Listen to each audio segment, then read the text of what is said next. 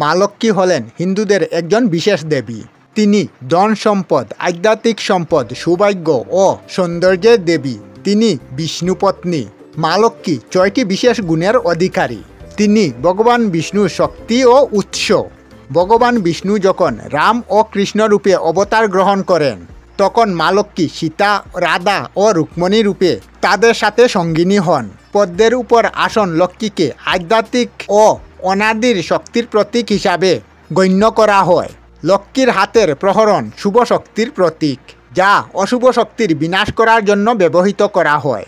প্রতি দেবতার পূজার নির্দিষ্ট একটা দিন থাকে এবং প্রতি দেবতারই কোনো না কোনো একটি বস্তু প্রিয় থাকে। তা দিয়ে সেই নির্দিষ্ট দিনে আরাধনা করলে তিনি ভক্তদের উপর বিশেষ কৃপা করেন।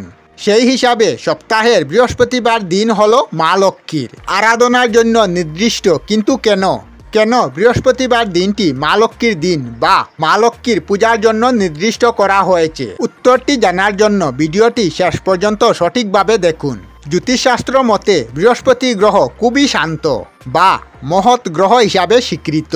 তাই যে কোনো আধ্যাত্মিক কাজই সুফলদায়ী। এই দিন পূজা করলে বৃহস্পতি গ্রহের আশীর্বাদও পাওয়া যায়। বৃহস্পতি সৌভাগ্য ও সমৃদ্ধির সূচক। তাই বৃহস্পতিবার মা লক্ষ্মীর আরাধনা করলে সকল দুঃখ দূর হয় ও আন্তরিক সমস্যাও দূর হয়।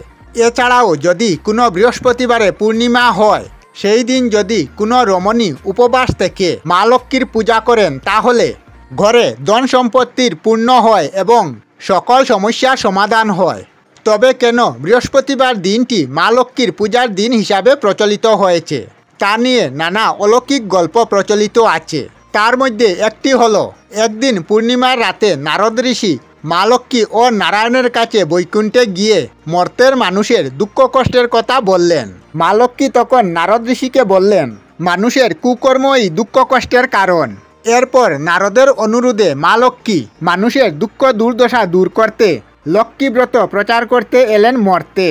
এই সময় অবন্তী নগরে ধনেশ্বর নামক এক ধনী বণিক বাস করতেন। তার মৃত্যুর পর তার ছেলেদের মধ্যে বিষয় সম্পত্তি ও অন্যান্য বিষয় নিয়ে ঝগড়া চলছিল। ধনেশ্বরের পত্নী ঝগড়ায় অধিষ্ঠিত হয়ে বনে আত্মহত্যা করতে এসেছিলেন। সেই সময় মা লক্ষ্মী স্বয়ং আবির্ভূত হয়ে বৃহস্পতিবার লক্ষ্মীব্রত প্রচার করার আদেশ দিলেন।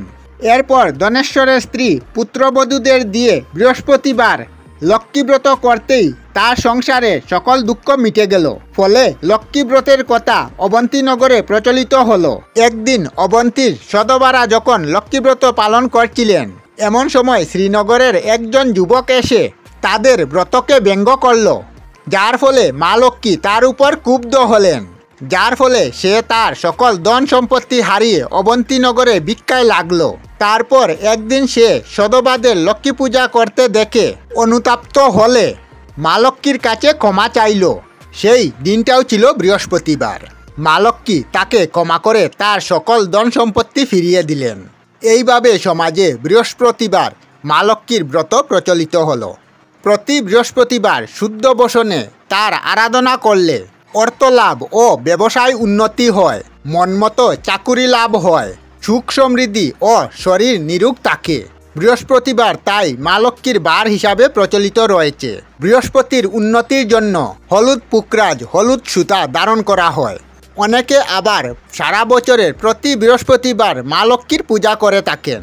এছাড়া শস্য সম্পদের দেবী বলে ভাদ্র সংক্রান্তি, পৌষ সংক্রান্তি, চৈত্র সংক্রান্তি এবং আশ্বিন মাসের পূর্ণিমা ও দীপাবলিতে মা লক্ষ্মীর পূজা করেন। বাংলার ঘরে ঘরে বৃহস্পতিবার মা লক্ষ্মীর আরাধনার দিন।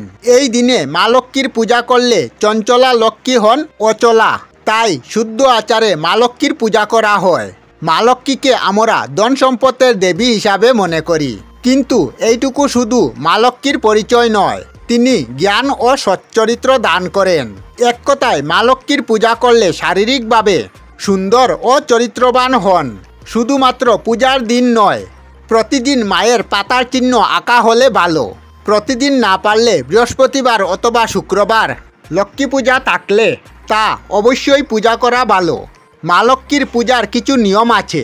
এর বিপরীত হলে তিনি অসন্তুষ্ট হন।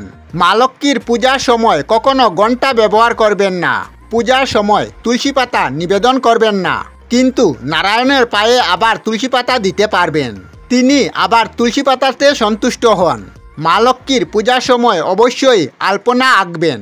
আলপনাতে দেবীর পায়ের ছবি আঁকবেন। মঙ্গল ঘটের পাশে দেবীর পা আঁকবেন। সকাল সকাল পূজা দেবেন।